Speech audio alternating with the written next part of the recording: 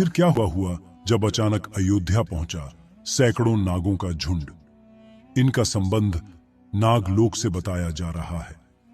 आखिर राम मंदिर प्राण प्रतिष्ठा से पहले अचानक इतने सारे चमत्कार क्यों हो रहे हैं?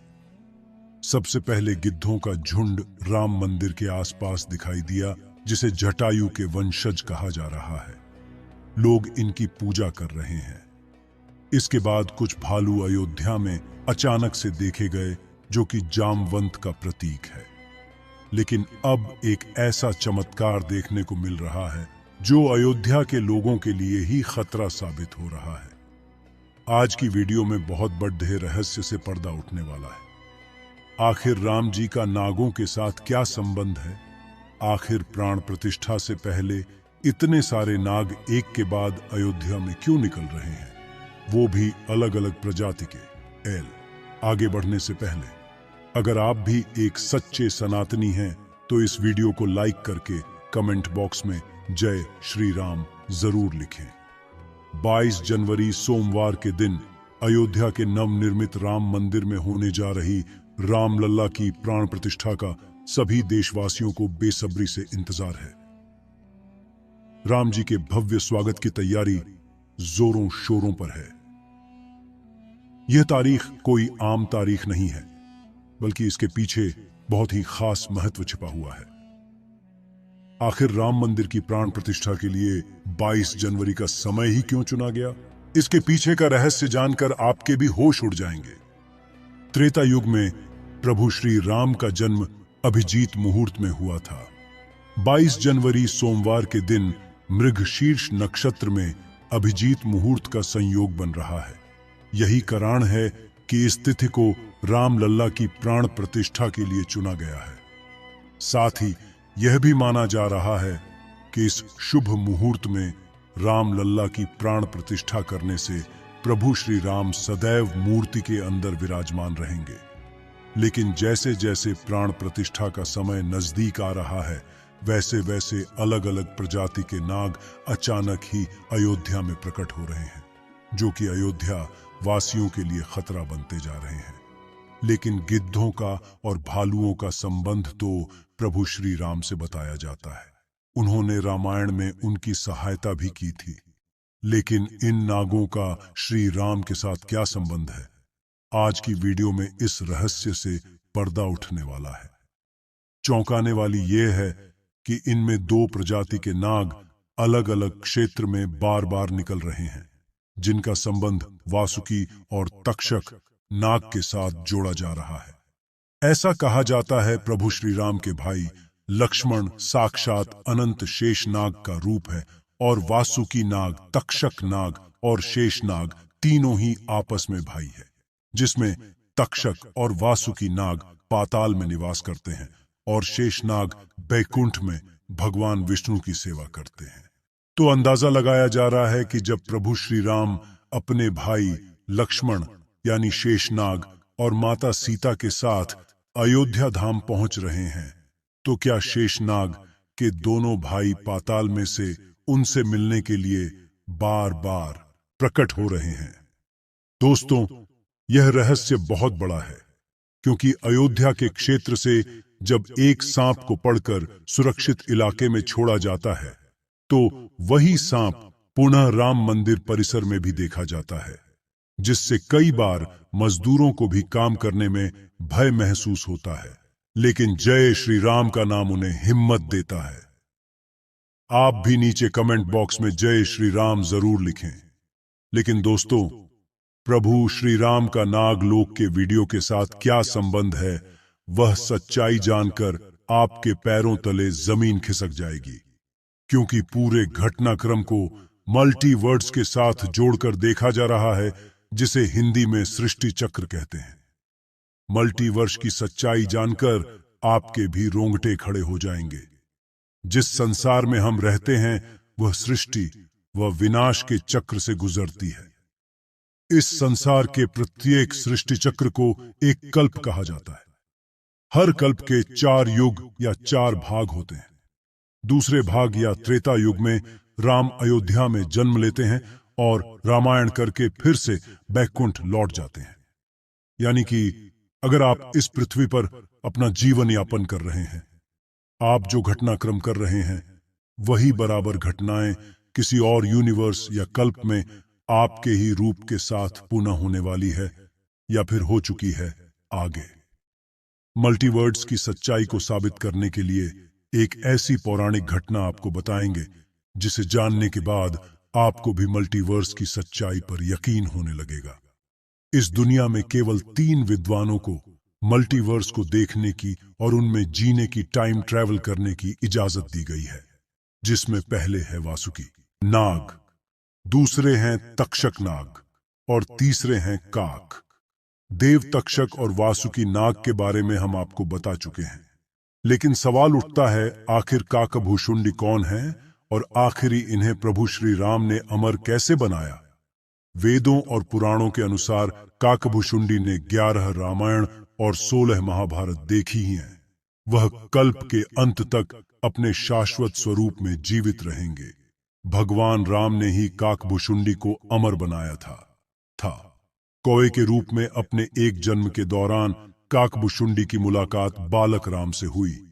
प्रभु खेल रहे था और उसने उसे पकड़ने की कोशिश की। समय आने पर काकभुशुंडी को भगवान के मुख के दर्शन हुए। बालक राम के मुख में आकाश गंगाओं और ब्रह्मांड को देखने के बाद काकभुशुंडी ने भगवान राम से दूर उड़ना बंद कर दिया और उनके पास लौट आए। काकभुशुंडी ने भगवान राम को न पहचानने के लिए क्षमा मांगी। भगवान ने उन्हें दिव्य मुस्कान दी और काकभुशुंडी से उनकी इच्छा पूछी। काकभुशुंडी ने कहा कि वह भगवान राम के प्रति अपनी भक्ति हमेशा हमेशा के लिए करना चाहते हैं। काकभुशुंडी के प्रेम और समर्पण से प्रसन्न होकर भगवान राम ने उन्हें आशीर्वाद दिया कि काल काकभुशुंडी को नहीं मार सकता और वह इस कल्प के अंत तक जीवित रहेंगे। जिसके बाद सृष्टि के 27 चक्रों तक जीवित रहे। उन्हें अमरता का वरदान प्राप्त हुआ। वे कौवे के रूप में जीवित रहे क्योंकि उन्हें भगवान राम के निकट रहने का अवसर मिलता था। जब भी भगवान राम का जन्म होता है वह अयोध्या जाते हैं और भगवान राम को एक बच्चे के रूप में बड़े होते और खेलते हुए देखते हैं। यह भी हो सकता है काकभुशुंडी अयोध्या में भी हाल फिलहाल मौजूद हो और राम मंदिर के निर्माण कार्य को अपनी आंखों से देख रहे हों। यानी कि यह तीनों विद्वान अपनी मर्जी से किसी विकल्प यानी यूनिवर्स में जा सकते हैं, टाइम ट्रैवल कर सकते हैं और अयोध्या में अचानक से नागों का पाया जाना, वह भी राम मंदिर। प्राण प्रतिष्ठा से पहले तो इनका संबंध भी वासुकी और तक्षक नाग से लगाना गलत नहीं होगा। इन नागों के दर्शन मात्र से भक्तों का उद्धार हो जाता है। लेकिन कई लोग होंगे जो अभी भी मल्टीवर्स यानी सृष्टि चक्र को मानने को तैयार नहीं होंगे। लेकिन आगे हमें कैसे?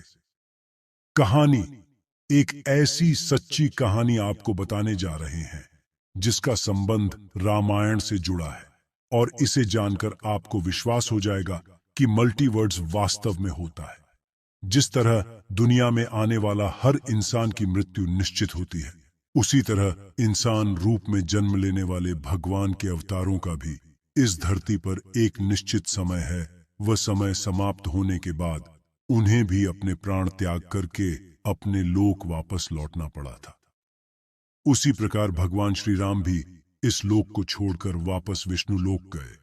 भगवान श्री राम के मृत्यु में सबसे बड़ी बाधा उनके प्रिय भक्त हनुमान थे, क्योंकि हनुमान के होते हुए यम की इतनी हिम्मत नहीं थी कि वह राम के पास पहुंच चुके। लेकिन स्वयं श्री राम से इसका जो हल निकाला वह मल्टीवर्ड्स यानी सृष्टि चक्र के साथ जुड़ा हुआ है। एक दिन राम जान गए कि उनकी मृत्यु का समय हो गया था। वह जानते थे कि जो जन्म लेता है उसे मरना पड़ता है। उन्होंने कहा कि यम को मुझ तक आने दो, मेरे लिए वैकुंठ, मेरे स्वर्गिक धाम जाने का समय आ गया है। लेकिन मृत्यु के देवता यम अयोध्या में प्रवेश करने से डरते थे, क्योंकि उनको राम के परम भक्त और उनके महल के मुख्य प्रहरी हनुमान से भय लगता था। यम के प्रवेश के लिए हनुमान को हटाना जरूरी था, इसलिए राम ने अपनी अंगूठी को महल के फर्श के एक छेद में से गिरा दिया और हनुमान से इसे खोजकर लाने के लिए कहा। हनुमान ने स्वयं का स्वरूप छोटा करते हुए बिल्कुल भंवरे जैसा आकार बना लिया और केवल उस अंगूठी को ढूंढने के लिए छेद में प्रवेश कर गए। वह छेद केवल छेद नहीं था, बल्कि एक सुरंग का रास्ता था जो सांपों के नगर नागलोक तक जाता था। हनुमान नागों के राजा वासुकी से मिले और अपने आने का कारण बताया। वासुकी हनुमान को नागलोक के मध्य में ले गए, जहां अंगूठियों का पहाड़ जैसा ढेर लगा हुआ था। वासुकी ने कहा, यहां आपको राम की अंगूठी अवश्य ही मिल जाएगी। हनुमान सोच में पड़ गए कि वह कैसे उसे ढूंढ पाएंगे, क्योंकि यह तो भूसे में सुई ढूंढने जैसा था। लेकिन सौभाग्य से जो पहली अंगूठी उन्होंने उठाई वह राम की अंगूठी थी। आश्चर्यजनक रूप से दूसरी भी अंगूठी जो उन्होंने उठाई वह भी राम की ही अंगूठी थी। वास्तव में वह सारी अंगूठी जो उस ढेर में थी सब एक ही जैसी थी। इसका क्या मतलब है? वह सोच में पड़ गए। वासुकी नाग वाले जिस संसार में हम रहते हैं वह शुरू भी होता है और प्रलय के साथ उसका अंत भी हो जाता है। प्रत्येक कल्प में चारों युग आते हैं और समाप्त भी होते हैं, और हर सतयुग के अंत में एक वानर इस अंगूठी का पीछा करता है और पृथ्वी पर राम मृत्यु को प्राप्त होते हैं। इसलिए यह सैकड़ों हजारों कल्पों से चली आ रही अंगूठियों का ढेर है। सभी अंगूठियां वास्तविक हैं। अंगूठियां गिरती रहीं और इनका ढेर बड़ा होता रहा। भविष्य के राम की अंगूठियों के लिए भी यहां काफी जगह है। हनुमान जान गए कि उनका नागलोक में प्रवेश और अंगूठियों के पर्वत से साक्षात कोई आकस्मिक घटना नहीं थी। यही मालती वर्ष का रहस्य था। यह राम जी का उनको समझाने का मार्ग था कि मृत्यु को आने से रोका नहीं जा सकेगा। राम मृत्यु को प्राप्त होंगे, संसार समाप्त होगा, लेकिन हमेशा की तरह संसार पुनः बनता है और राम भी पुनः जन्म लेंगे। इस घटना के बाद प्रभु श्री राम सरयू नदी में समाहित हो गए। उनके साथ अयोध्या का एक एक वासी भी सरयू नदी में समाहित हो गया। यहां तक कि कीट पतंगे और अयोध्या के पशु पक्षी भी सरयू नदी में समाहित हो गए। ऐसा कहा जाता है अयोध्या में जितने भी रहिवासी रह रहे थे वह सभी देवी देवताओं के ही अंश थे, जो प्रभु श्री राम की लीला को अपनी आंखों से देखने के लिए अयोध्या में रहवासियों की तरह रह रहे थे। जब रामायण काल पूरा हुआ तो वह भी प्रभु श्री राम के साथ अपने अपने धाम लौट गए। मात्र अयोध्या का भूभाग ही बच गया और वर्षों तक यह भूमि यूं ही पड़ी रही। बाद में श्री राम के पुत्र महाराज कुश ने अयोध्या को फिर से बसाया। इसका वर्णन कालिदास के ग्रंथ रघुवंश में मिलने की बात कही जाती है। रामायण के अनुसार कुश ने ही सर्वप्रथम पत्थरों के खंभों वाले मंदिर का अपने पिता श्री राम की पूज्य जन्मभूमि पर निर्माण करवाया था। वहीं जैन परंपराओं के मुताबिक अयोध्या को राष्ट्रदेव ने फिर से बसाया था।